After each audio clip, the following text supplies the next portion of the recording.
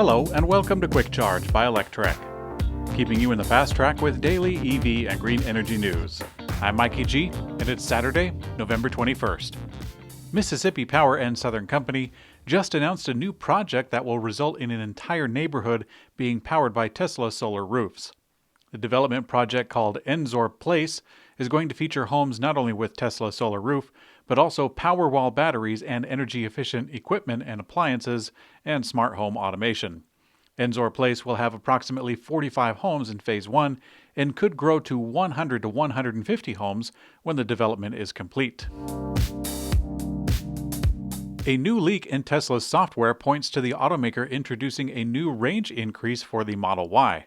A reliable Tesla hacker known as Green spotted some new efficiency packages in the software ahead of the Model 3 refresh, and now he's found some traces in the Model Y. He wrote on Twitter, quote, 2020.44.15 firmware reveals that Model Y is also getting new efficiency package model year 2021. Higher range incoming? ? The timing and the impact on the range are still unclear, but it's expected to help increase the range of the electric SUV, as it did for the Model 3 sedan. The Fremont, California Police Department has released a report on its use of a Tesla Model S as a police patrol vehicle with the intent of saving them money. Back in 2018, Fremont's police department bought a used 2014 Model S 85 for $61,478.50, including taxes and fees. This replaced a 2007 Dodge Charger that was being retired in their fleet. The goal was to turn it into a police patrol car and see if an electric car fitted the needs of the patrol vehicle and also cut gas costs, and it did. The Tesla also remained in service 27 more days, not needing maintenance, and saved them an additional $2,147 on top of the $4,000 that they had saved in fuel costs.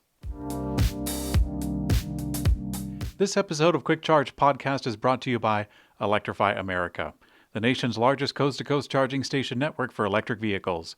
No matter where you're heading, they have chargers nearby.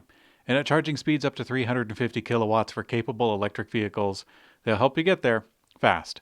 Find out what they're up to at electrifyamerica.com. That's electrifyamerica.com. Electrify America. Hello, freedom. General Motors is getting serious about its new electric vehicles coming to market, and they're going to have a company to support them with new EV organization and tools. As we reported earlier this week, GM announced an acceleration of its EV plans with 30 new EV models by 2025. GM also announced at the event that they're putting together a new EV organization and named Travis Hester as its chief EV officer. As part of his role, Hester is developing a new program called Ultifi. He said, quote, while Ultium, which, by the way, Ultium is the name of General Motors' battery pack that's going into many of the, if not most of these vehicles, he said, quote, while Ultium underpins our upcoming EV hardware, Ultifi underpins our customer experience commitment for those EVs. It's a digital unification platform across the entire journey, purchase, onboarding, and ownership. At Electrek, we're excited to see what great innovations General Motors will put all of its resources to with this new electric vehicle organization. Karma Automotive has decided to sue Lordstown Motors over what they allege is theft of technology. In short, Karma was working with Lordstown to develop an infotainment system for the Endurance pickup truck.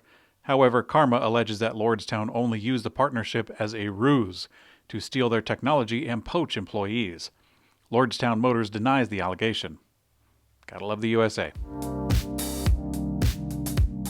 Oregon-based Arcimoto has seen an incredible rally in their stock price. Just Thursday, their stock was resting at about $7.50 per share and has since jumped to $17, with $19 as a recent high.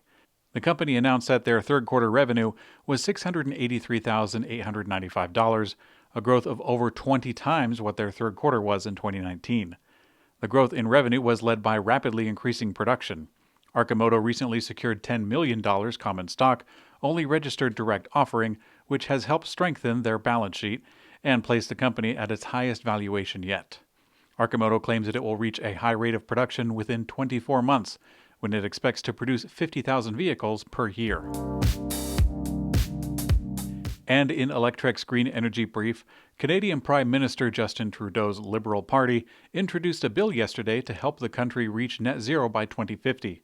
The bill requires the Canadian government to create new targets and a plan on how it will achieve those targets every 5 years.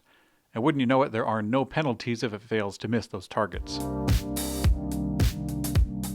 Boston Mayor Marty Walsh, who this week was appointed chair of the Climate Mayors, debuted the Massachusetts capital's Zero Emissions Vehicle Roadmap. The city has a net zero by 2050 target, and the plan details how to support electrification across all travel modes, including EVs making up nearly 25% of vehicle purchases by 2025, and a new electrification of most of the municipal fleet over the next few decades. An independent bipartisan nonprofit environmental and energy study institute released an issue brief titled, quote, How Coal Country Can Adapt to the Energy Transition. Now, moving away from coal is the right thing to do for energy generation, health, and the planet as a whole, but there are still recommendations for those communities who wholly rely on fossil fuels for jobs and income. Invenergy, a Chicago-based global developer and operator of green energy generation and storage, announced a 1,310-megawatt solar farm in northeastern Texas just on Wednesday. Currently under construction, the Samson Solar Energy Center, as it's called, will support 5 major consumer brands and supply power to 3 Texas municipalities, and this will be the largest solar farm in the U.S. upon completion.